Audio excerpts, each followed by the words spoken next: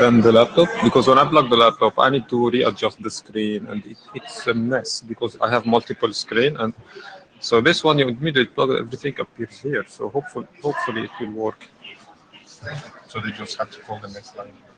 Yeah.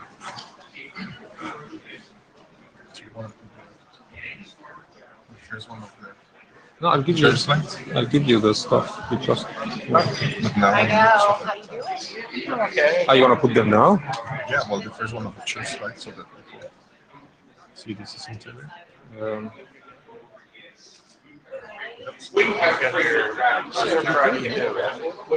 Oh, no. Yeah, but they're still here.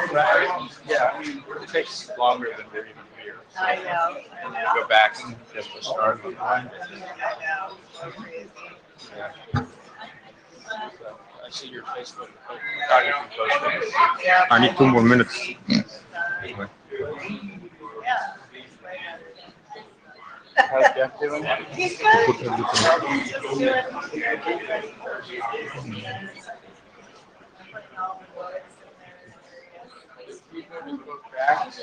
Okay. Yeah. Hi, Rick.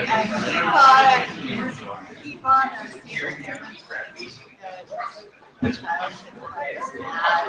Like you haven't been excited about my lovely IETF stuff.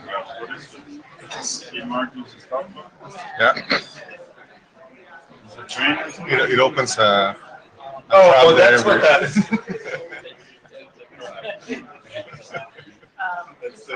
It's not too much time. No, but seriously, what is it? That's for the meeting. When they are requesting the queue, you give them. I think that's how you let them go in the queue or stop them. Yeah.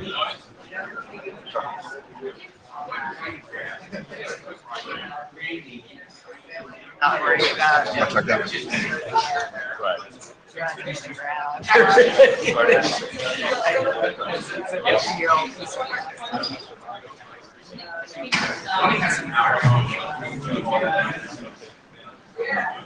You may want to start with your slide and then I take over. Okay, we are going to start in 2 seconds. Yeah, I'm sorry. I missed that. I was like flying back that day. Yeah, it was fun.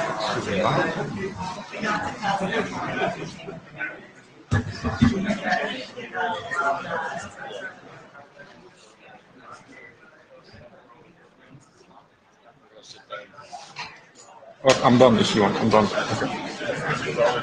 Here we go. Last one.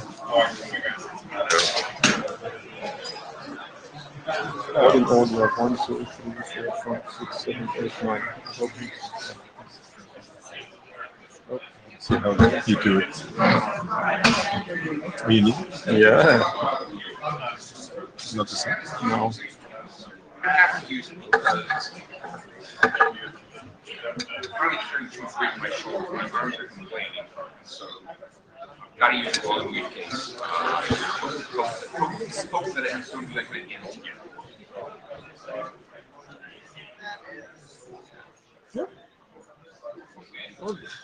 Okay, hello everyone. Welcome to the Intarea session.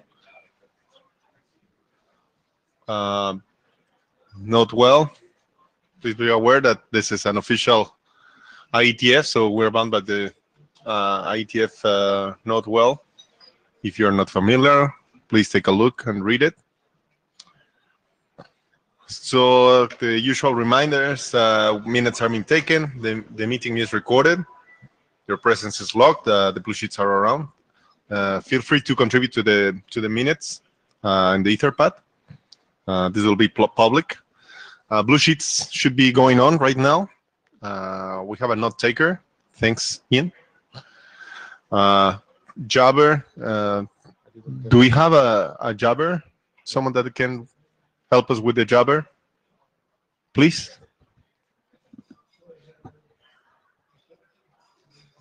Bechet. Hey, Bechet. Can you do Jabber for us? Yes. Thanks. Thank you. Thank you. Perfect. Okay. So the agenda, it's pretty full actually. We got a couple of last-minute ones. So we start with the document status as usual. Some announcements. Then Tom is going to give us an update on the GUI and ILA drafts. We have the IP broadcast considerations by Rolf. Next is the extended ping from Ron. Eric with the partially partitioned links. Special purpose IP addresses by Ron again, and then we have the MAMs by Satish and Hanu, and interconnecting networks sites by IP tunnels Lucy. Any comments or bashing to the agenda? Okay, here none. So let's start with the status updates. So the Intarea tunnels. So we had some slides presented remotely from Joe and Mark in Berlin. Since then, there was some discussion on the list about the status of the document, whether this should be informational or BCP. And there was, I believe, an update to the document. I don't see, is Mark in the room?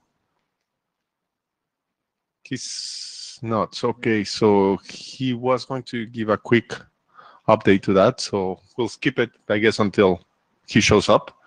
But we basically want to advance that document. They think it's in a pretty good condition, so their intention would be to move it forward. And again, if Mark shows up, we'll let him give a 1-minute update about it. But otherwise, please take a look and send comments if you have any. Other documents, we have the IETF Intarea hostname practice, which is has been requested publication. It's currently in the ISG queue. Then we have the Intarea ad hoc wireless communications, no update since July. I guess if you have no comments, Charlie, do you want to say anything or? Okay. Some more updates, calls for adoption. We have a couple. The IETF Intera broadcast consideration, but Rolf is going to give a comprehensive presentation about it. Then we also have the NDO3 that we inherited. Now it's here, and Tom is going to present. And we have one announcement from IEEE, which I'm going to give you next. Okay.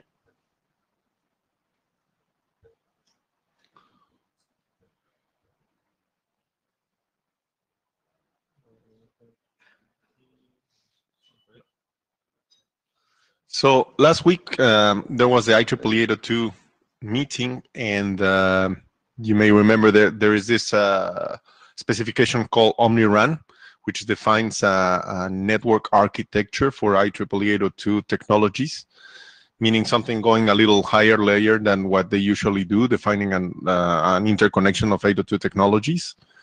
And we have a coordination group between IEEE and IETF. This being an overlap, it was decided that we should give an update here in the Interne about the status of the specification.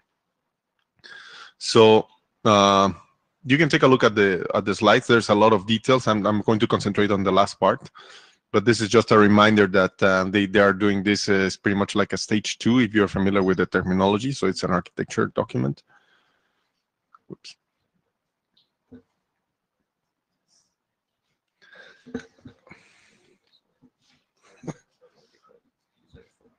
Thanks. Can you just hold it? No, you can put it in there.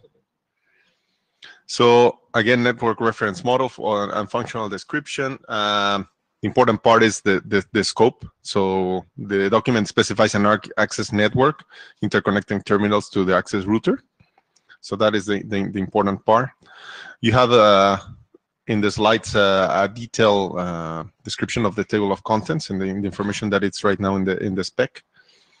And the scope is basically the blue part in the lower picture. So connecting the terminal to the access router, all the connectivity between the terminal and the access router, the first hop, layer 2 and below. That's what the specification is about. again, some basics. There's a reference model, some interfaces that have been defined, some functionalities, discovery, subscription, and so on. There's more details in the latest version, where we also define network management, coordination services. This is generic nomenclature, but it maps to basically ANDSF or those type of protocols that are used, let's say, in 802.11 networks to discover what kind of services the network provides.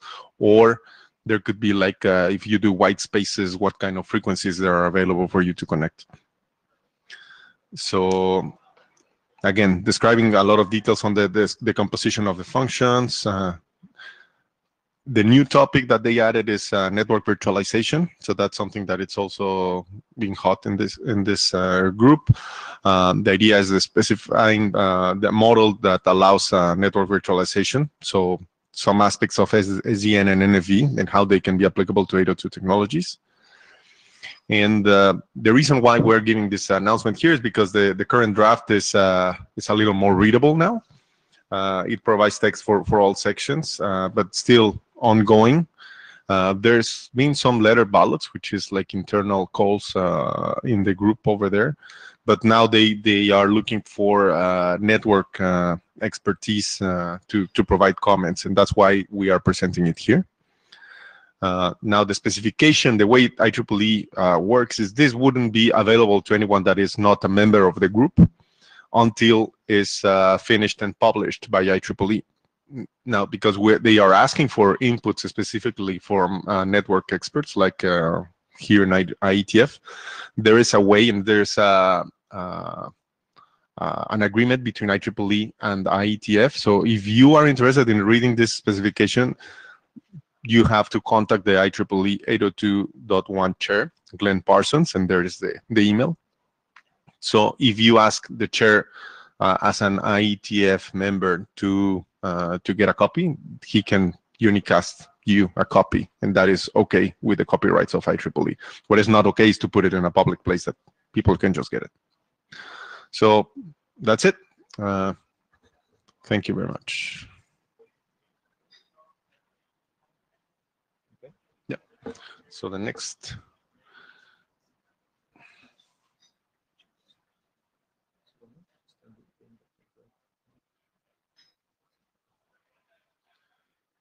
So Tom.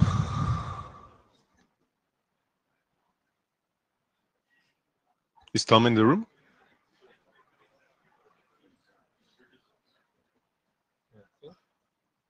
Okay.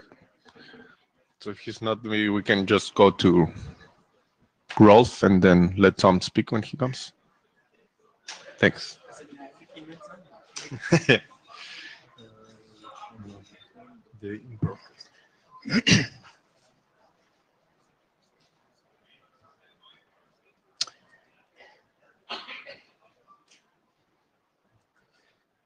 I just start. So this is about the privacy considerations document.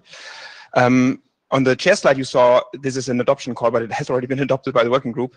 I hope not you have reverted that decision. Next slide.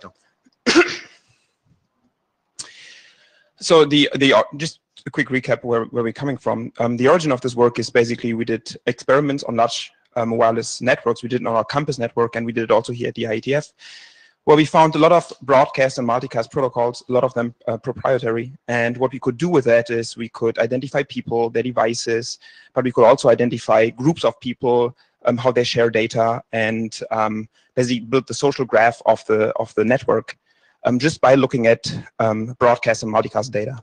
That's really not good because there's PII in there and a lot of other information, and that's just it's not just harmful to the privacy of people, but it's also bad for a couple of things that happen in this organization, but also in other SDOs, for example, MAC address randomization. So if you randomize a MAC address, but you have static identifiers in broadcast protocols, there's no use in changing a MAC address because you'll be identifiable constantly. Next slide. There's a paper if you want to see all the details. So since the last meeting, the document has been adopted by the working group, and there were 3 revisions where we address mostly mailing list comments. There's a couple of comments outstanding, I get to that, but most of them have been addressed, and we extended the document content. Next slide. So this is what we did. We added examples per request. We never mentioned any company names or anything that use certain protocols in a weird way. So these are anonymized examples. We added a summary at the end of the document that summarizes all the considerations in one spot. It's just a bullet list. It's very brief, it's to the point, and it's in a condensed form. We thought that is useful for the reader. We moved secondary considerations to the back of the document. For example, that when you broadcast a lot, it also means that frequently that devices cannot go to sleep and your own device cannot go to sleep, and that potentially drains batteries, but that has nothing to do with privacy, so we moved it into a separate section. We also specified the attacker more, so we said it's a large receiver group by design, so there's a large number of potential attackers, and somebody said, well, could you please add that it's also unknown attackers, so there's no way for you to also know who's actually attacking or snooping on the traffic because they're simply part of the LAN, and we did that. We added a bunch of reference as well. Next slide. So the next step with this document is there's two comments that we are aware of that we still need to factor in. There's one discussion somebody wanted about the general usefulness of broadcast and multicast that we will add. There's another reference we should include and the concepts in there. That's something we will add.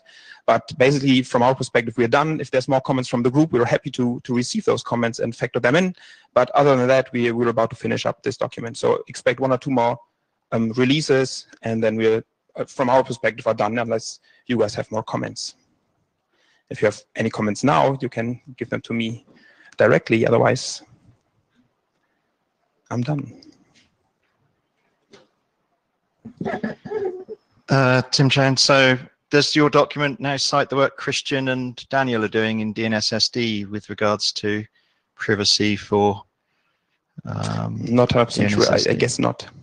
So it might be a useful thing. It looks very interesting work. So that's actually being discussed in DNSSD tomorrow. So there's two drafts. One describes the privacy issue and the general framework for addressing it. The other describes a pairing protocol that allows two devices to initiate a pairing. And then when they communicate, they're using obfuscated names and they use they use TLS for MDNS to get the information. So it looks quite encouraging. So I'd encourage A, you to maybe reference that, and B, people to come to DNSSD tomorrow and discuss that if they're interested. All right, thank you.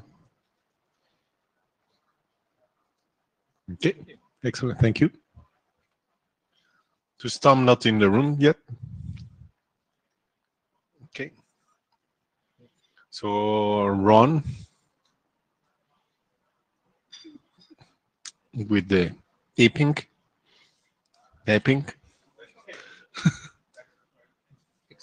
Its name has changed. It's now XPing because it's easier to pronounce. Okay, first slide. Okay, let's say for a minute that you're building a greenfield network. Could you speak closer to the mic, please? Oh, sure. Let's say for a minute that you're building a greenfield network. You would really like to use unnumbered interfaces on your point-to-point links between routers. Or if it's V6, you'd like to leave those with just link local addresses and nothing better.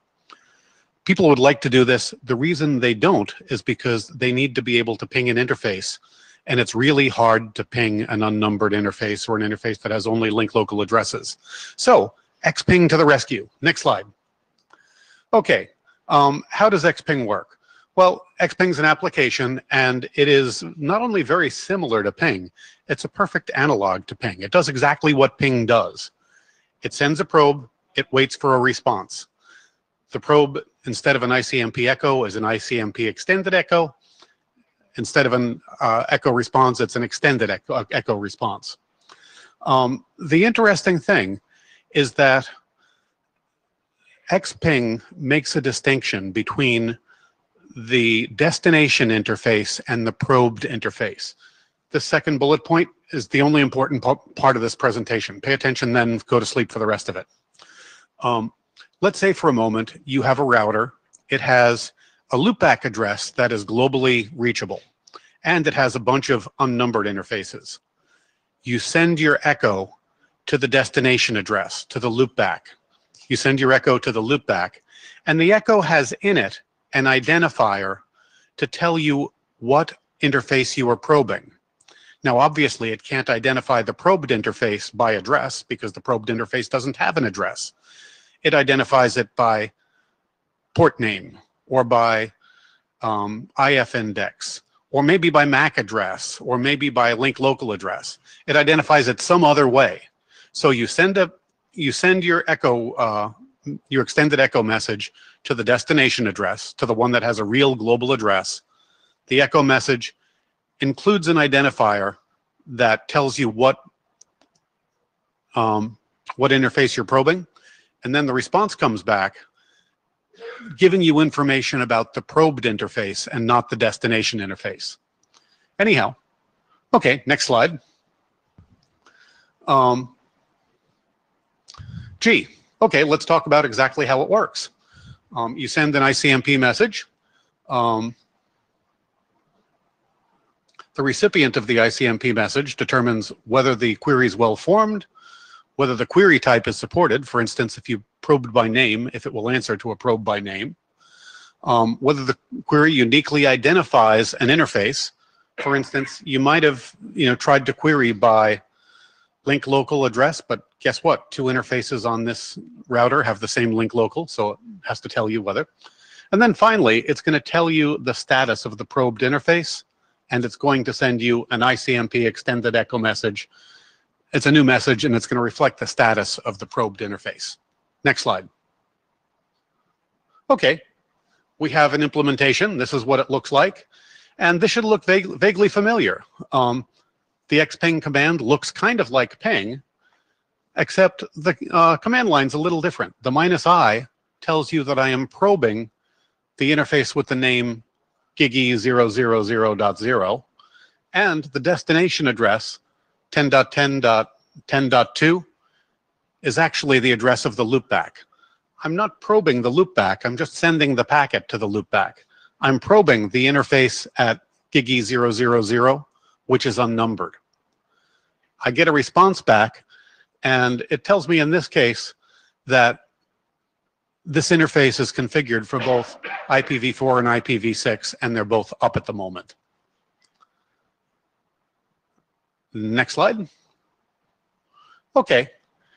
Here again, we're doing the exact same thing, except this time the probed interface is identified by its IPv6 link local address. We send, and also notice that the destination address, 10.10.10.2 is an IPv4 address, and the probed address we're identifying by its IPv6 link local. It's perfectly legal. For that matter, we could have identified the probed interface by its MAC address too, or any other kind of address it might have had. Next slide. Okay, here's a look at what the ICMP extended echo looks like. This looks phenomenally like the old echo, except you have an extension structure at the end of it. Next slide. The extension structure has this interface identifier object. It identifies the probed interface, either by name, IF index, or address. And we have a question. Yes, so I have to admit I haven't read the document, but so a regular ping is nice because it gives you reachability information as well, right? Because you reach the address that you actually pinged. This is different, right? So think about this for a second. With traditional ping, do you have, if you ping an interface and get a response saying it's up, do you have any guarantee that the echo or the echo reply actually traversed the probed interface? There's no guarantee. But right, there's no guarantee. There's no guarantee. But and the same here, no guarantee. Well, that says, well, exactly, but this is different because there you actually know it hasn't traversed the pinged interface. No, because it might have. You address a different. It might have. It might, but same probability. Nothing but changed. This is, I mean, the information you get is the same you get from the command line, right? You type in the command line, okay, it's up, it's active, you have IPv4 and IPv6. Just that you send a message and not log into the box. But the ping is different, right? The only thing that's different here is traditional ping tells you only whether the protocol that you use to ping is up. This one tells you whether the protocol you use to ping is up, and it tells you about any other protocols that are up on that interface. Okay, well, Yeah, but so it's a little, it's gives you a little more. And, it's different. And I have a second question, if that's okay. Is that okay? Fire away. I have a second question. So this also allows you something else that you can do with ping, because you can basically try to, it's a little bit of guesswork, but you can try to figure out all the interfaces that are up on that, from the outside, that are up on that box. You can basically introspect the status of that box. It is slightly easier. From a third party. And for that reason, you have an option to say, you know what, on this box, I'm not going to honor pings by interface name. I will only honor pings by MAC address, or I'll only honor pings by IPv6 link local address, or maybe I'll only honor them by IF index. Right, but there's a security implication. Yes, there is a security implication. It's in the security considerations section. My question was on that also. Okay. Okay, next slide. Okay, the interface identifier object, when you're probing by address, you can probe by any kind of address. That's why we have this AFI and reserved, and the address is a variable length thing. So if this has an IPv106 address, when IPv106 is defined, you can probe by it. Next slide. Okay, the echo response looks suspiciously like the old echo response, except it has an S-bit and some protocol flags. The protocol flags map to the protocols that might be running on the box. And the S-bit, oh, now I can't even remember what it tells you. Oh, it tells you that at least one protocol is up on the box. Next slide. Okay. Okay, talk a little bit about error messages. No error, xping not enabled, malform query. Query type not enabled. The question about security came from here.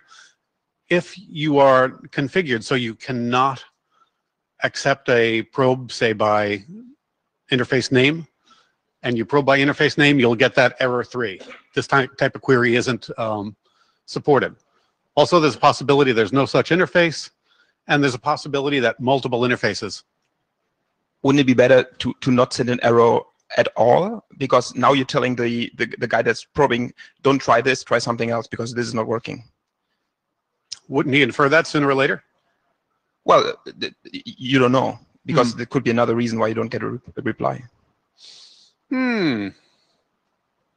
Let's discuss this more off. I mean, you also don't get for ping, you don't get an error saying ping not enabled or something, right? I might be convinced of that. Let's discuss it more off list, because I'm not sure we have the time in this presentation to. Carlos Bernardo, one additional question on the security part. You are able to filter on what you provide a response or not. But for example, for anything that if you provide a reply, you provide, for example, this IPv4, IPv6 app. So you are providing information. If you are pinging with IPv4, you will provide information whether that interface is running IPv6 or not. As the draft is written now, it doesn't matter what protocol you probe with. You will hear about all protocols running on the interface. I could be convinced that maybe you should only answer regarding the protocol you were probed with. Yeah. Let's have that conversation. Okay. Couple question. So this, if I understand this, I'm Bob Hinden. This works in one node. It works in one node.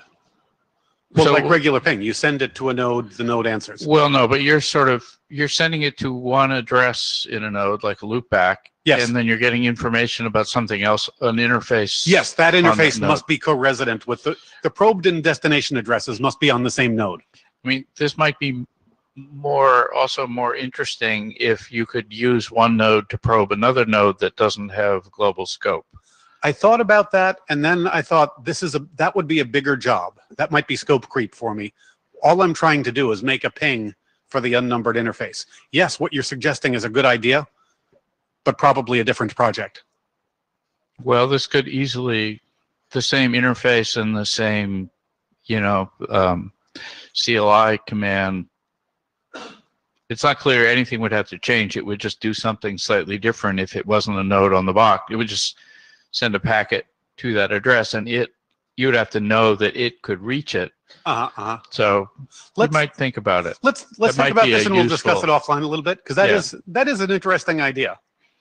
And I think you should pass this by 6 men because you are changing ICMP v6 or extending it or something. Oh yeah, absolutely. Okay. Okay. And finally, a reminder about what the S bit is. I couldn't remember that. The S field is set if the code is equal to no error and the probed interface is up. Protocol flags indicate which protocols are running on the interface. Next slide. Next slide. Jen. Jen and Kola. I'm still trying to get my head around the use case, because it's definitely not my use case, for example, because I'm either interested that I can just have a connectivity, or if interface is up, I most likely will be pinging from neighboring node because I'm looking at the link status, so I can get that information another way, right? So, but I assume someone might have a use case. Okay. I still think about specifying IPv6 address. I would say if you specify link local, you must include zone ID. Something to make it unique? Okay, link local makes sense only if you specify zone ID, right? And the reason why is there might be two interfaces with the same link local? Yes, Okay. yes, exactly. So I think if you specify an v6 address, you should allow including the zone ID to that address, because link local without zone ID is meaningless. It's okay, like that's a just good point. string. I'll catch that in the next rev. And I think I looked at how you form replies. I think commenting to Bob, yeah, there are some requirements on how Node generates ICMPv6, for example, echo replies, right? Like you should not just copy source to destination because it might be unspecified or multicast or something else. So I think you should comply with You've got a corresponding good point. RFC. There is a rule that says that the source address of the reply has to be the address of the interface through which the reply left the box. And there are, so basically there are other references you might include, yeah? Yep. Yeah. Okay, good point. I will catch that in the next rev. And yeah, I think, yeah, basically, I think that's it. Okay, so let's run through the... Yeah, and I don't like when you're saying that it's exactly like ICMP, because in normal echo reply, you include the request completely, and I think you don't do this in this case, right? No, I don't. So it's not exactly like echo reply. You cannot change the size, you cannot play with size, right? Well, okay. Yes, it really is. Okay. So I think we're running out of time, but maybe we can take that to the list. They're definitely creating a lot of interest. Well, Okay. at least questions. So Okay, the first question is, do we have enough interest to have a call for adoption? okay. So I guess you're asking the group. Yes, or Right. maybe we ask in an email soon. Yeah. Yeah. So I guess we'll do it on the Okay, on the, thanks a on lot. the list. And I will update the draft with the comments that we heard from Jen and from, I lost you. Thank you, Ross. There you go. Thanks a lot. Thanks. So I think Mark is in the room, so maybe we can have 1 minute update on the draft that we.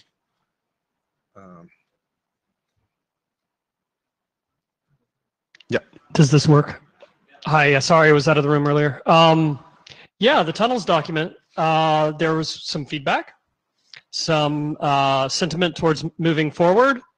Joe and I have agreed to meet up after this meeting. We can't meet at the meetings because he's not able to attend the meetings. So that would probably be in November or December. And provide another update. And maybe it'll be finally time for working group last call after that. What do you think?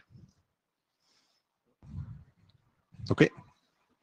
Thanks. So yeah, I remember there was discussion on the list. So is there any other comment? Yes, Lucy.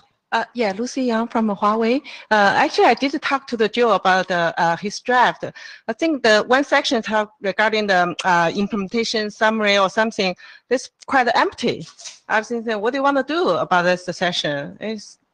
So I don't know why you're saying that ready for working group last call. I think many things still not filled in yet. I'm trying to remember that section. this is the implementations. Yeah, we didn't. Maybe we'll end up removing it. I don't know. I need to meet up with Joe on that. If there are outstanding issues, let's get them recorded now. There is some on the list. That's another one. The implementation summary, and looks like Eric's got another one. Well, it's the same one. So that's section 5.5, right? Where there's a bunch of headings and there's no material in. Yeah, maybe that's. Yeah, we'll probably end up removing it. Okay. Another comment is even for the major section, the tunnel property description. Mainly, I think this more complete part is this the MTU and the fragmentation. Other part you mentioned like congestion, something that's still empty section. That's the ones that are empty will likely be removed at this point, is what my feeling. But I need to talk to Joe about it. So yeah, for that reason, I don't think this is ready for the working group last call. Well, wait till we get to the next rev, right? But if it's not ready, then it won't be. Then it's not. I would like. There was some sentiment expressed of time to move this forward. It's been a long time, so I think that it's probably good for us to collect the feedback that we have, eliminate the sections that aren't finished, and try to move it forward. But, please give feedback to the list because Joe is holding most of the pen here. Yeah, exactly. I think that was his request. So please, if you don't mind sending those comments to the list, that'll help him and other people that didn't hear those discussions behind the doors. So Tom, you're back. Thanks. Hi, my name is Tom Herbert. I'm going to give an update on generic UDP encapsulation and identifier locator addressing. So generic UDP encapsulation, I presented this, I believe, last IETF in Intarea, and the idea is a basic encapsulation format that's extensible. We requested working group adoption. Apparently it has been, so we now have a working group draft. One of the happenings since last IETF, we got an in-depth review by Bob Briscoe. So I did respond to most of those comments. The second draft that's related to GU is GU extensions draft. This is a set of fundamental extensions for generic UDP encapsulation. The primary difference from last IETF is that we added a bit to security to create a larger number of possible security fields, and that required rearranging the header just a little bit. And one of the security fields is defined to be more like an HMAC field, so we have a 132-bit field that can do authentication in a similar way to segment routing security. Next slide. So the GU extensions, currently we have 6 defined. The first 5 here, the security field, header, checksum, remote checksum, offload, fragmentation, payload, transform. Those are in the primary GU extensions draft that I mentioned. Virtual networking identifier is in a separate draft, which we're looking at in NVO3. And then there's some number of other possible extensions that we may look at in the future.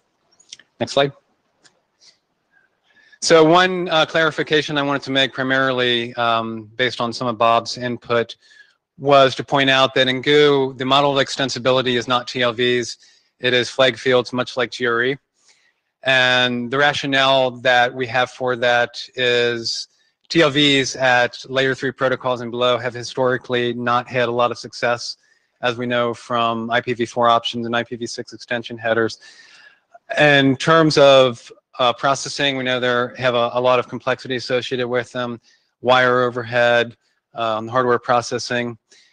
One other aspect of this that was kind of input was a number of expected options that we're going to have. And we're kind of basing this number on how TCP options and IP options unfolded. Since there's no concept here really of connections, most of the options are related just to the encapsulation. So we don't anticipate having a whole bunch of options. That being said, GU does allow for kind of vendor-specific options. This is something that came up in NVO3 just now. But in terms of the options that we would intend on standardizing, we don't expect a lot of them. So they should fit into the framework of the flag fields for the, at least into the foreseeable future. Next slide. So next steps on GU. we're going to ask that the GU extensions become a working group item in Intarea, and also more feedback from this working group would be appreciated. Next slide. So turning to ILA, we updated the draft. The ILA, main ILA draft is really about the data plane, the control plane, and mobility will be in other drafts. And ILA also, I presented last time in Intarea. Refresher, this is identifier locator addressing. It's a way to, within a IPv6 addressing code, identifier locator, kind of like an encapsulation. We're also in the process of deploying this in Facebook as our data center network, data center virtualization solution. Next slide. One thing I wanted to mention is the mapping function. This we clarified a little bit in the latest draft, so we separate ILA host from ILA routers. The host perform kind of what we think more of host functionality, so they can maintain a mapping table. The routers maintain more of the complete set. This will have impact on the control plane. It doesn't affect the data plane too much, although we did add checksum offload or checksum adjust and things like that to compensate for faster translations on the host. Next slide. So the control plane work is being done in parallel. It's not really clear yet if this is routing area work or in area. We're also looking at some alternative solutions that may provide input. The ideas Lisp may help us with the control plane. So that's, we expect that we'll be defining this as we move forward. Next slide. There are a few caveats to ILA that we did kind of elaborate on in the latest draft. ICMP can have some difficulty. So the problem is when we send a packet, if it's translated in the network, that actually changes the destination address. If an ICMP error is subsequently generated for that packet and it goes back to the source without anyone looking within the ICMP error, it's possible that the source sees an ICMP error for a destination that it didn't actually send to. So there are two mitigations to this. One is if the host itself supports ILA, it can potentially do the reverse translation and recover the original destination in the ILA or in the ICMP error. And the second one is more to do what is done in NAT and RFC 5508, which is to actually in the path somewhere, if we hit an ILA router, it can do the reverse translation and again deliver the original ICMP or packet with the original destination to the source. Multicast is also another kind of difficult one. So in ILA, we're modifying the destination address with the locator. Obviously in multicast, we really can't do that. It would have to be the source address, but this creates some convolutions.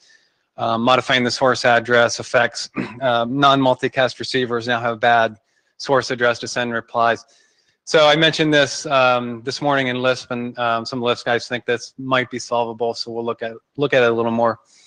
But our current conclusion is ILA and multicast probably aren't compatible. Next slide. So one question that does come up is the relationship between. Hi. Oh, there's a question. Just real quick on the ILA and multicast, maybe the IPv6 beer stuff would work. Did you see that? Because it's a unicast maybe address, the IPv6 stuff would work. and it does does replication in a different way, not using multicast address space, right? And not the traditional way. So it's brand new, right? So those are still multicast addresses, right? Nope. Okay. Don't have to be. Then that sounds good. We modify the destination just like you do, but beer does. With unicast address? Yes. Okay, that's fine. So both ILA and GU are a means to do network virtualization, overlay networks, in a sense, locator identifier separation. So GU is an encapsulation. It allows extensibility. In particular, security is probably one of the stronger points, at least within a data center. ILA, no extensibility, but the advantage there, that means no on-the-wire overhead. And in fact, in ILA, a TCP/IP packet looks like TCP/IP on the wire, and so we have complete on-the-wire conformity. Next slide. So the next steps on ILA, we're also requesting that this be taken up as a working group item. And as I mentioned, in parallel, we will be working on the control plane for this, hopefully leveraging some of the existing work on control planes and other protocols that are similar. Mark? I have a question. You mentioned data center virtualization. Do you see active migration of containers as something Facebook wants to do? Yes. Cool. And why? One of the fundamental problems we have in a data center is that we have a job scheduler scheduling thousands of tasks. And in order to do that, it has to figure out the best optimal placement to do bid and packing. If we're wrong, right now we have to kind of kill tasks and lose progress. If we could do live migration or something even close to that, we might be able to retain a lot of that progress and kind of seamlessly continue on. So there are other reasons why we want this in the data center, even earlier than that. Live migration implies a lot of other stuff has to happen. Most of that's actually implemented, turns out, but gluing all that together into an actual full-scale data center solutions, a little bit of a challenge. We've been looking at this problem for many years. Right now, these job schedulers, what they're doing is pretty crazy. They have to optimize all of these jobs, and like I said, if they're wrong, and something higher priority comes along, right now we do a lot of task killing and losing progress. So there is some value in that. But the earlier advantage of ILA is that giving an address per task actually simplifies a lot of the management, the service lookup, and things like that. So that's why we're implementing it now, really is to get that first step, which is address per task. It does some interesting things. Every task now has an address, which means it has a full port space that it can use. So we never have to worry about port conflicts between two tasks anymore in the same machine. Great stuff. Thanks. Thanks. Sorry, I have a non-technical question. So in NVO3, they made a decision that the alternative NVO3 things will be halted until their new a single solution will be published. Does this apply to GU now that you move to Intarea? So the difference between GU and the NVO3 protocols is that GU is really a generic protocol, which is the primary reason why we asked to put it into Intarea. Right. The network virtualization component of GU is really just a 32-bit identifier that makes it a network virtualization protocol.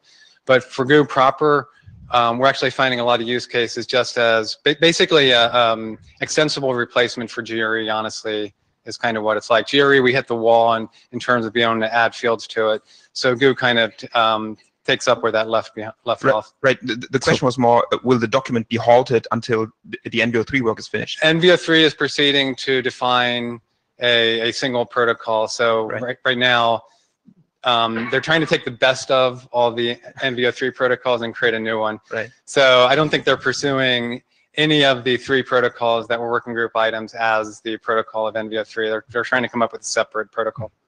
And just a quick so follow-up. the answer is no, like to that, right? But I do have a different question about ILA, right? Like, so I went through the draft, and there's really no scoping for the draft. So where is it applicable and stuff like that, right? So the way it's written today, it cannot work on the internet, right? Like, it works very well in the data center, but like it needs like more work to work on the internet, like the control plane part, right? Like that you allude to, right? So there's like two ways. Either you scope it tightly to a data center and it goes forward, or like you want to work on the control plane. But I think you need to make up your mind like which direction you want to go. Does that make sense? I'm not sure I would agree that it can't work on the internet. I think we would need to define what that means. One of the use cases we're looking at is the 5G and the mobility as a solution, ILA as a solution for mobility. The question is, where do you need to do translation? So the translation is basically, you can think of them as tunnels. So if I need to tunnel over part of the internet, as long as I have an ingress point and egress point under your control, under my control.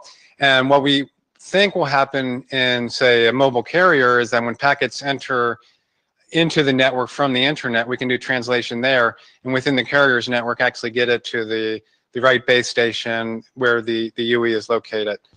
So that's not a data center sort of implementation. That's actually for carriers. Then that will get us into the possibility, if two different carriers are talking with each other, can they exchange enough information so that I can do the translation in one carrier that takes the packet all the way into another? Because remember, once the packet is translated to any node on the path, it's just a packet. They are just routing this based on the upper 64 bits, so that they won't know. So we don't need explicit ILA support anywhere except the endpoints that are actually dealing with it. Right, like, so as long as the endpoints are under your control, everything works, right? As long as the endpoints support the protocol. So from that perspective, it's the same as tunneling. Okay, thank you. So, okay, just final question, wrapping up then. Sorry, we've had that discussion, and we have to move on quickly to the next topic. You said you were going to request a working group draft. We got GUI inherited from NVO3 here, and now we're having this discussion whether this is applicable to internet or a specific constraint. Are you assuming that it'll be adopted here or in NVO3, the ILA? Yes, we're asking for working group adoption in Intarea for ILA. In Intarea. In Berlin, we actually had an in-depth discussion with the IDs, and that was kind of their recommendation. Okay, so can we have 30 seconds before? It's very quick. It's just sure. I did this review for Tom, and there was a 2-month one-way delay on the reply, and I'll give a 2-month one-way delay on the, because it's got to be a symmetric path. Thanks. It's just, it takes that long to read all that stuff. Okay. Okay. Thank you. You will get a response. That was a great review, by the way. Thanks. Is it too late for one more comment on yeah, the sorry, we're very stuff? late on the. Okay. So, but just take it on the list. It's good for that. Hello, I'm Eric Nordmark. I'm going to talk about partially partitioned links. So just to refresh our memory, so these are links that looks like IPv4, IPv6, or looks like the layer 3 as a single link, but it doesn't uniformly forward packets between the different ports attached to the link. They're typically so that hosts can talk to routers and routers can talk to hosts, but hosts can't talk to hosts, to simplify. And there's at least 2 examples of this. One is split horizon being used in DSL, where the router thinks it's a single link, sees it as a single IP prefix assigned to that, but the host can't actually talk to each other. And the other one is private VLANs, which is a bit more complicated, and as a result is a superset. So the document talks about that as the sort of model for this, where you have 3 different classes of ports: promiscuous, community, and isolated. And in particular, this allows for having multiple promiscuous ports. So these are the ports that can talk to everybody, and that's where you would connect your routers. Next slide. So we've talked about this document a couple of times here in the Intarea. So I've added a few things based on comments from the working group. One is about DHCP implications. It turned out that there weren't any, but it was actually useful to look at DHCP v4 and DHCP v6, whether they would have any issues here.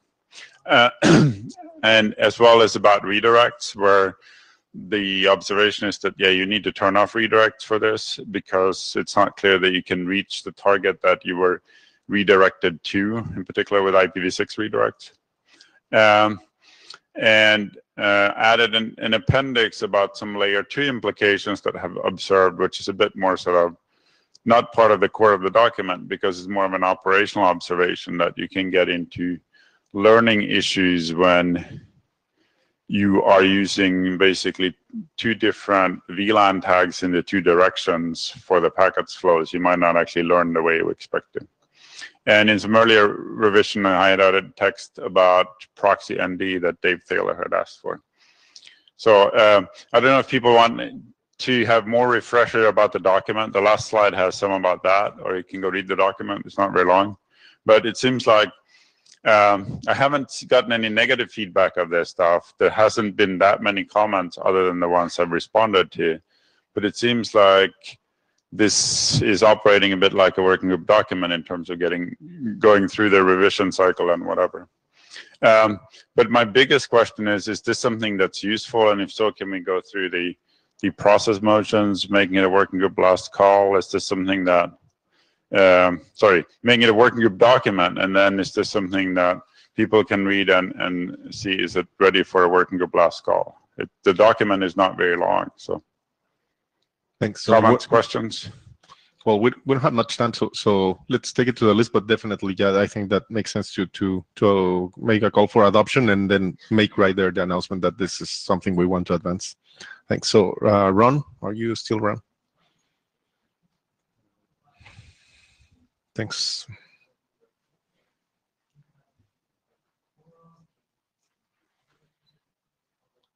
Okay, special registries. A few years back, well, every once in a while, the IETF allocates a block of addresses for a special use. Things like 10/8 or 192.168/16. You're all familiar with those addresses. Well, once upon a time, every few years, we used to write a document that talked about all of the special addresses and superseded the last one. About 5 years ago, Brian Haberman and Michelle Cotton and Leo Vagoda and I wrote a document that cataloged them all, said this was going to be the last document. And from now on, we would just update IANA registries when you allocate a new special address. And this old document, 6890, said, when you do this, these are the pieces of information that you must put in the registry so people will know what the address is. That way we don't need to write the document again. We don't need to update this document every few years. Well, anyway, we wrote this RFC 6890. It was a very boring document and nobody read it. And it had a bug in it and nobody noticed it for 5 years. Basically, here is the bug. One of the attributes that I said you needed to describe when you posted a new registry is an attribute called global. And in my mind, what that meant is this prefix is likely to be found in the global routing tables. Anyway, years later, people used the document. They looked at this global field and said, hey, wait a minute. This special address, you say it's global and it's really not. And we all scratched our head a little while and thought about, well, why are we having this argument? Well, it's because our definitions of the word global were different. When I used the word global, writing the document the very first time, I thought it meant you're likely to find this in the global routing tables. What other people thought is global in the sense of the IP addressing architectures. Global meaning it has significance beyond the administrative domain. Global scope, exactly. Anyway, we updated the document to be specific about what we meant by global. And the meaning is global scope. Because we changed the definition of that word global scope, for a couple of the addresses, we changed their global setting from true to false. Or false to true. We thought it was false because it doesn't show up in the global routing tables, but if you use the other definition, this is true. So anyhow, this we can skip all the way through the slides. Mm-hmm. This document reiterates what the rules are. Well, first, it talks about all the special addresses. It reiterates the rules. What is it you need to say about an address when you're going to register it? And here are the things you have to say. Whoop, back up. Back up, back. You have 1 minute. Right there. Okay, I'll be through this finished. These are the things you have to say about an address. Next slide. Next one. Here's an example of what an entry looks like. In any event, this update is very similar to the other one, except for the use of this word global. It's still very boring, so I assume no one will read it. Just progress it.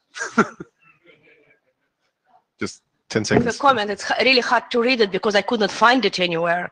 And either in the meeting materials, in the document tracker, I have problem finding it. I'm not sure if I'm alone. I think it's badly named, so it'll be fair to send it to the list. It's not an Intarea.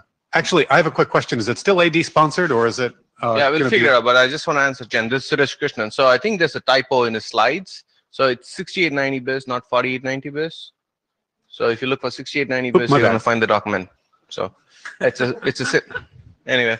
So I don't mind doing either one. The last one was like AD sponsored by Ralph. So like I can pick it up. Like, it's up to the group to decide. So if like you want to bring it to me, just bring it to me. I'm happy either way. I'm just going to run it through the group anyway. So okay.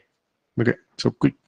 Just to Bob Hinded, just to confirm, this is the same document that was talked about at 6-Man in Berlin, right? Not sure. I wasn't in Berlin. Well, No. neither was I. That's why I'm not. But I think it's. In that case, it was definitely discussed. Well, but it was, this issue came up on the V6 list. Yes, that's where the issue first came up. So I think it was talked about in Berlin and 6-Man. Okay, so we're out of time. If we can just give a quick one about this. People, yes, please. Yeah.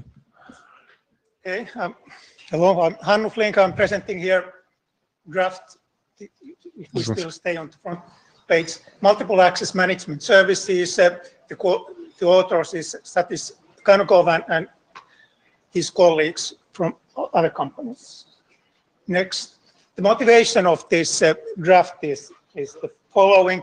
Currently, the devices, they are multi-connectivity capable. Similarly, the applications can handle multi-connectivity. Can you speak closer to the mic, please? Yes, but on the other hand, what was but on the other hand, the quality of experience depends on which access you are selecting and what is the core network and what is the path in the network. So Wi-Fi has totally different characteristics than LTE in terms of scalability and coverage. And similarly, the core networks, they differ what kind of services they offer. So in order to guarantee the best combination for quality of service, consistent quality of service, we need some sort of mechanisms to combine these different pieces of the connectivity. Next slide, please. So the MAMS is addressing that kind of problem, and what it proposes is the ability to select access and core network parts independently, so that we can dynamically adapt this selection based on network conditions, so we have visibility in the network paths. It is a negotiation mechanism between the host and the network. Here are the requirements, what the draft lists. Probably the main ones are the ones that the uplink and downlink accesses need to be able to be selected differently, and there is aggregation component in there. IP anchoring in terms of allocating the IP address for the mobility events needs to be flexible. It should come in depending on the access and different core networks. And what else? And the path selection needs to be based on the analytics of the network and change based on the status of the network. Next slide. Here is the architectural framework, the components, what this MAMS proposal brings into are the connection managers. We have network connection manager, which sees the network internals, has a visibility across these access networks, which are depicted here, DSL, LTE, and Wi-Fi, for instance. And it has a control path, negotiation path with the corresponding entity at the client side, connection manager there, client connection manager, as it is called. And then we have two proxies, data user plane proxies that deal with multiple user plane protocols. So the solution is not coupled with any of the transport protocols, but it is providing this capability of negotiate which IP address and which encapsulation and which transport protocol is to be used. Next slide, please. So in terms of the other IETF work on this area, this is a control mechanism for negotiating between the client and the network, the proper configuration to pick up the correct path in a dynamic way. It is agnostic to the transport protocols. I think that's pretty much the key points of there. And then there are a couple of publications highlighting the benefits of doing this kind of path selection. Yeah. David Black, how does this relate to the work being discussed in the banana BOF? It relates pretty much. So I think that if banana BOF leads to a working group, that's probably the place where to discuss. All right, so I think I would suggest that's where this draft and topic belong then. Agreed. Do you suggest that we are presenting this tomorrow in the banana conference? Okay, thank you. All right. Thanks, everyone. So, sorry we ran out of time for the last presentation, but thanks everyone for attending.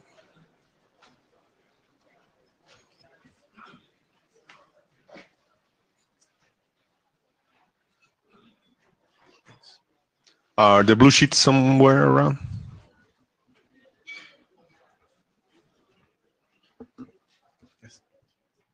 Huh? No. Well, you were asking questions. you should have noticed that the time was running. No, but next time. First. Yeah, from the well, that's what we did with them. They also we have to couldn't present in Berlin. Priority to the I know, you're right. This is the part that I need to work on. Yes, you're right. Say it again. What is your suggestion?